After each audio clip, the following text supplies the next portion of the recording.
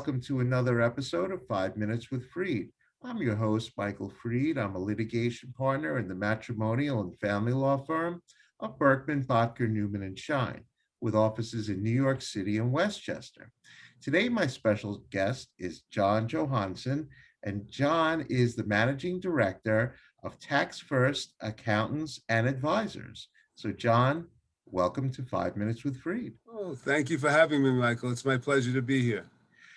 So, John, describe what you do at Taxfirst.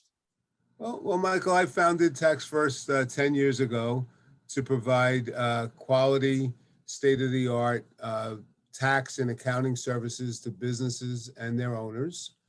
I provide proactive services to my clients, and I try to be very responsive to their unique needs when they're contemplating either their current business transactions or future business transactions.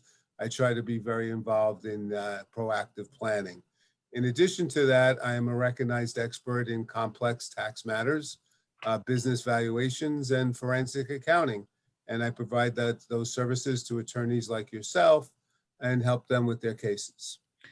So, John, you know that I am a matrimonial and family law attorney. When would my clients most often require your services?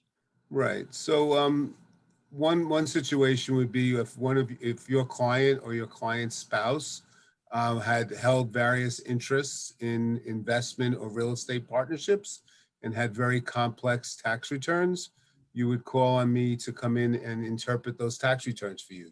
Basically, you'd be asking me the big picture question, John, what am I looking at?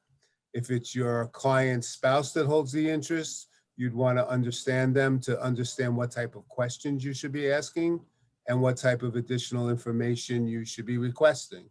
If it's your client that holds them, you want to really understand them so that you can prepare for the questions that you will be getting from the opposing counsel and prepare a strategy to protect your client's interests. A second situation would be if there's a business involved in the divorce, that business would probably need to be valued. I hold the ABV designation, which is an accreditation in business valuation from the AICPA, and I value numerous businesses for many, many different purposes. So I have a lot of experience in that area. The third area that I want to speak about is if the business is a cash type business, or potentially the business owner, it doesn't necessarily have to be a cash-based business, or the business owner is running a lot of personal expenses through the business, thereby reducing the income that they're reporting. So that basically for child support and for spousal maintenance, they could be showing very little income, but we want to go in and do a forensic investigation to do what we call lifestyle analysis to see what the clients really are living on and what their true income is. It also plays a role in business valuation because we don't want the income to be so low that the business has a very low value. We want to increase the business value to its true potential. So, John, what's the best way for a prospective client or other professional like myself to get in touch with you?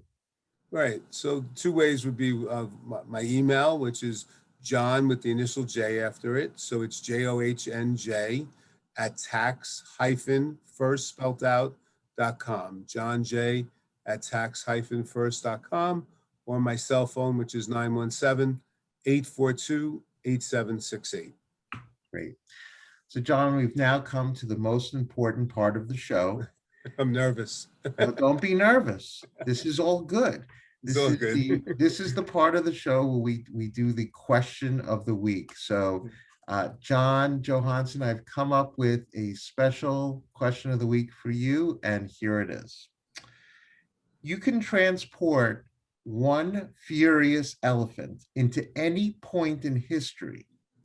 Where and when would you put that angry elephant? Ooh, that's a tough question, Michael.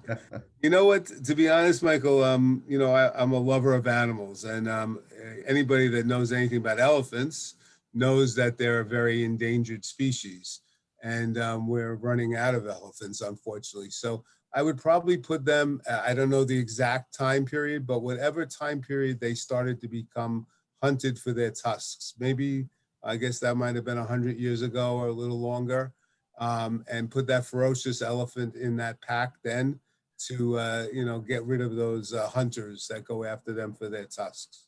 Amazing. I never would have thought that answer. That is a great answer. Well, John, you have said it all. You are helping people interpret tax returns, valuing businesses one day at a time. And I want to thank you for being a wonderful guest on 5 Minutes with Freed. Well, it's my pleasure, Michael. Thank you very much for having me.